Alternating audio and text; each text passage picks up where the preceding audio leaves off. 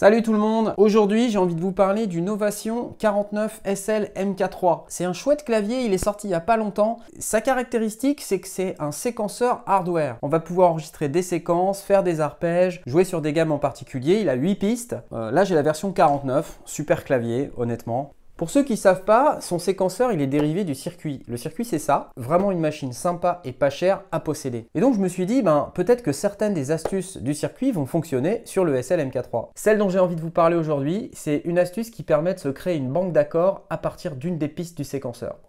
Et oui.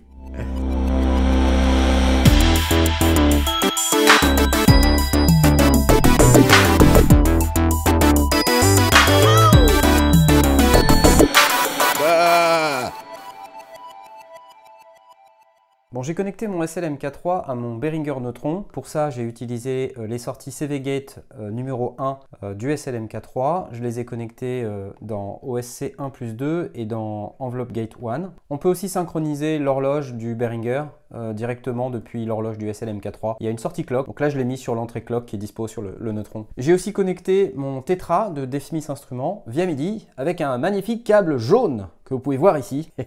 Oui, j'aime les câbles MIDI jaunes. C'est beau le jaune. Bon, ensuite, juste pour info, j'ai connecté mon Behringer Neutron et mon Tetra à ma carte son. Ma carte son étant elle-même connectée à mon ordi sur lequel il y a une reverb parce que j'aime bien la reverb. Voilà. Il y a aussi un delay pour info. Et donc l'astuce dont je vous parle consiste à créer sa banque d'accords. En lieu et place d'utiliser le séquenceur pour enregistrer des notes sur les 16 pas, vous voyez que la tête de lecture avance. Ce qui m'intéresserait, c'est de pouvoir, en appuyant sur un bouton, générer un accord. Voilà. Par exemple, j'aimerais bien faire ces accords-là.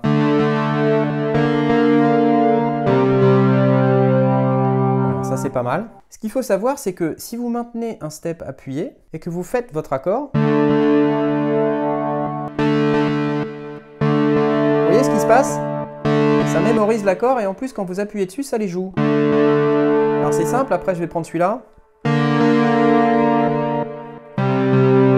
Et voilà, j'ai une banque d'accords.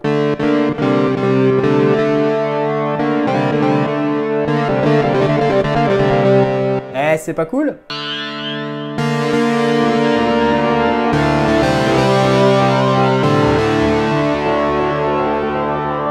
Excellent! Bon, maintenant je vais créer mes zones. Alors je vais créer une première zone qui va être celle du Tetra. Cette zone-là, je vais la mettre complètement à droite. Donc je vais peut-être la mettre ici, là. Voilà, je vais commencer à C3 jusqu'à C5. Voilà. Ensuite, je vais créer une zone 2. Je vais l'activer et je vais lui dire d'aller prendre la partie numéro 2.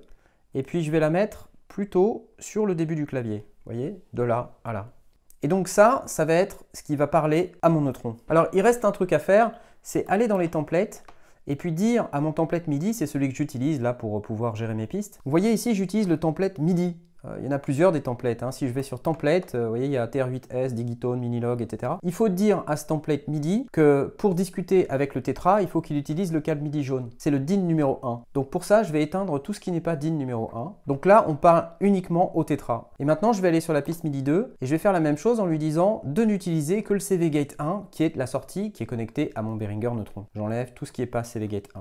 Il ne me reste plus qu'à allumer mes zones en allant sur Shift Zone. Et voilà! Maintenant, à gauche, j'ai mon neutron, à droite, j'ai mon Tetra. Et ici, comme j'ai la première piste de sélectionner, je peux utiliser la banque d'accords.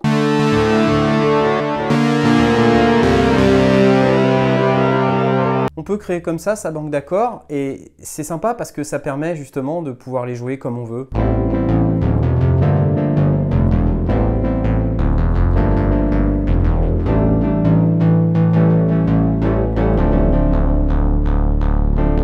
Donc ça c'est cool. Ce que j'aimerais maintenant c'est utiliser l'arpégiateur qui est là. Je vais l'allumer en paramétrant l'arpégiateur pour qu'il arpège uniquement la partie droite et en appuyant sur Latch, voilà ce que ça donne.